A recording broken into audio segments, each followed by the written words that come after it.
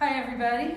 On November 12th, 2018, a reporter from the New York Times, Jack Nickus, reported that the inferno that ravaged the town of Paradise in Northern California became one of the deadliest wildfires in the state's history.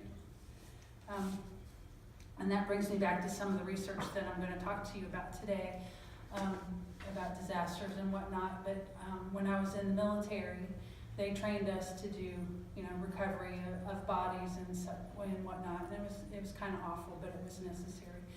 But I trained thousands of hours in disaster relief and preparedness, which I'm thankful that I have that knowledge. But moving forward, that's kind of what I'm going to be talking about. But my main point is Episcopal relief and development. If you become a volunteer or contribute, you'll be helping communities that are struggling with poverty, disease, and hunger, of course, in the United States and also 40 countries around the world. And if you do contribute, you'll be helping over 3 million people a year. The Episcopal Relief and Development Fund helps vulnerable people in their time of need. As we all work with the elderly, so we understand how vulnerable people can be. And my main point is your contributions will greatly impact many people in need of immediate and long-term help.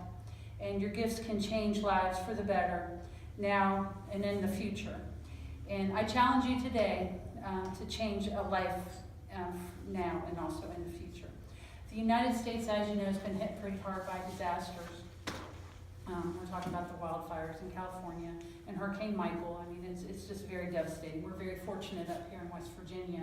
We've been hit by floods and stuff, but hopefully no time soon in the future. The Episcopal Relief and Development Fund helps vulnerable people in their time of need.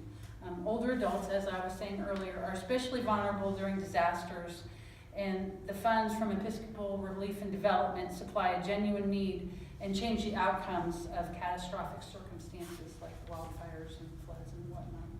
According to the Center for Disease Control and Prevention, Chronic Disease Publication 2008, it was written by Aldrich and Benson, were the authors, and they noted that elderly people with chronic diseases are more at risk to perish in disasters because they need more assistance to evacuate and to survive, because they have to have oxygen, they're on dialysis, they're diabetic, they got a lot of different things going on. Also, journalist Jay Keller from Pacific Standard Magazine 2017 stated that churches can often be counted on to roll up their sleeves and get to work. And also she says that they supply food, shelter, medical, personal hygiene stations, transportation, logistics management, and even childcare when it comes to disasters. And also remember, disasters affect every single person in a community. They happen to everybody. According to Government Technology Magazine article on emergency management 2015, written by veteran journalist Jay Brown, she emphasizes that churches frequently supplement and fill the gaps where the government resources cannot be applied. They help bridge those things between what the government can do. And the churches are the ones that pick up the recovery, basically. And not every disaster is covered by the government, so you might be, out on the bridge by yourself. And also churches, like I said before, do play a large role in recovery after a disaster. The Episcopal Relief and Development focuses on being prepared, which is very important, of course, in disasters, after the disaster has taken place, and they use local skills and talent to rebuild communities. Like they go into places like Puerto Rico and they gather up the engineers, they gather up the construction workers, and they get people to fix these terrible tragedies. They also educate and facilitate in places like Africa, which happens to be one of the most violent countries when it comes to disasters and also crimes against women.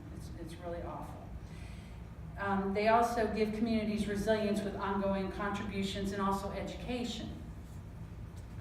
And you don't have to be religious at all or go to church to help with disasters, poverty or disease, but you can volunteer or give a gift. Your contributions will greatly impact many people in the need of immediate and long-term help. Mother Marie, our presiding priest from the Episcopal Church in Ravenswood, said that basically Episcopal Relief and Development, they're one of the first people to come in and also one of the last people to leave, so that's good to know. And also, according to Episcopal Relief and Development, their financial and annual reports from 2017, and this is rare because I want you to think about this, but 90% of each dollar goes directly to the programs that are listed on their websites. And you can choose which program you want to contribute to. Also, there's a way that you can look at this stuff, and it's called Charity Navigator, which is a website. It's a very trusted website. So if you do give your money to a charity, you want to look it up on Charity Navigator. And Episcopal Relief and Development does have 4 stars. Also, Episcopal Relief and Development's been in business for about 75 years. They've been working since the end of World War II, so they've been around a long time. And you can decide what program you want to support. Your gift can be money or your time. Together we can change the outcomes in the U.S. and other parts of the world. If you do give your time or donation, you can help make many needed changes. And you can change the lives of 3 million people, not only in the U.S., but 40 countries. You can choose how much you want to give. It can be as little as $10, or you can give $10 a month, and it can be a recurring gift if you want to. You can volunteer your time and help communities recover from disasters, which can take years. We know this, after all the disasters we've had hit us in the last several years, we all know this. And you can give to the U.S. Disaster Fund, or you can give a goat. You can give livestock. You can actually buy, chickens and goats and cows, for a nominal fee, and basically those things will contribute to a family to help them, to combat hunger.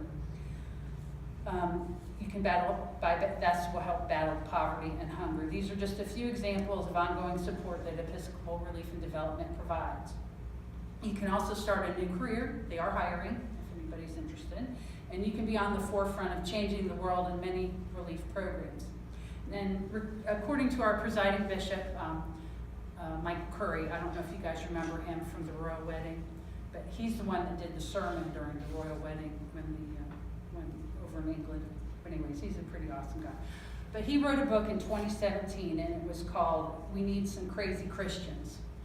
And the whole idea behind that is that it takes some crazy people in the world to make changes in the world. People like Muhammad Ali, Mother Teresa, and Gandhi, and Amelia Earhart. But we want people that don't fit into the round holes. We want the people that are the square pegs that think outside the box, because those are the kinds of people that make changes and get things done, that help everybody move forward. So the next person that needs help or support could be you. And I challenge you to change a life today and to build a future for somebody. You can give a gift of your time, or you can give monetary support, and you will be impacting lives not only now, but in the future. So if you go to www.episcopalianrelief.org, you can click on, and there's a lot of programs if you'd like to contribute. And I thank you for your time.